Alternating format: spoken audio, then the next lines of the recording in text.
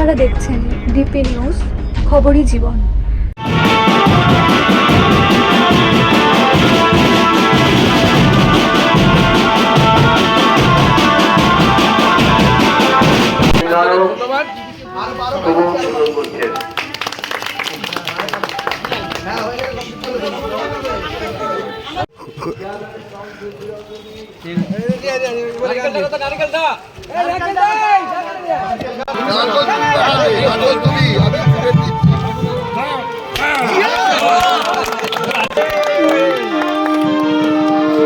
বসো বসো ভাইটা বসো।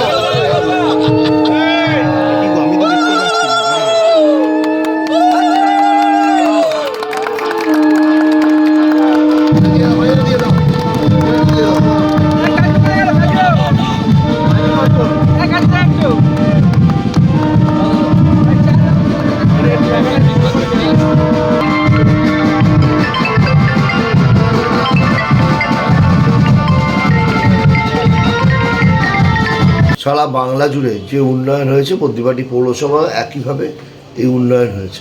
কিন্তু এই যে আজকে যে কাজ, এই কাজটা একটু আলাদা।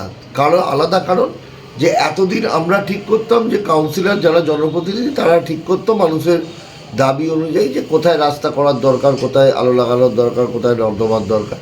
কিন্তু এই যে আমাদের পাড়া আমাদের সমাধান, এই কর্মসূচি ছিল যে জনগণ সিদ্ধান্ত নেবে তার এলাকায় কোথায় রাস্তা হবে, কোথায় জল হবে, কোথায় আলো হবে, কোথায় পার্ক হবে। তো আজকে আমার মনে হয় যে আমাদের তো আনন্দ হচ্ছেই, তার সাথে সাথে এলাকার মানুষের একটা আলাদা আনন্দ, আলাদা উন্মাদনা দেখলাম যে তারা বলছে যে আমরা বলেছিলাম এখানে রাস্তা হোক, আমরা বলেছিলাম এখানে নর্দমা হোক, আমরা চেয়েছিলাম এখানে আলো লাগুক। তো যাই হোক, তাদের ডিমান্ড অনুযায়ী, তাদের দাবি অনুযায়ী, তাদের দেওয়া কাজ আজকে তাদের সামনে এটা সুসম্পন্ন হচ্ছে। এটাই আমার মনে হয় যে পশ্চিমবাংলার মাননীয় মুখ্যমন্ত্রী মমতা বন্দ্যোপাধ্যায় যে মানুষকে মর্যাদা দেয়, মানুষকে গুরুত্ব দেয়। যে মানুষকে গুরুত্ব এখন আমরা তো বিভিন্ন ক্ষেত্রে দেখতে পাচ্ছি যে আগে জনগণ সিদ্ধান্ত নিত, জনগণ নির্বাচিত করতো যে কে সরকারে থাকবে না থাকবে। এখন সরকার ঠিক করছে কে আমাদের ভোট দেবে না দেবে। এই জায়গাটা থেকে আমি বলি যে পশ্চিমবাংলা এখনো পর্যন্ত মমতা বন্দ্যোপাধ্যায় মানুষের সঙ্গে আছে, মানুষের আবেগ, মানুষের ভালোবাসা, মানুষের জন্য কাজ করার যে মানসিকতা মমতা বন্দ্যোপাধ্যায়ের মধ্যে আছে, তাই মানুষও ভরসা বিশ্বাস রাখে।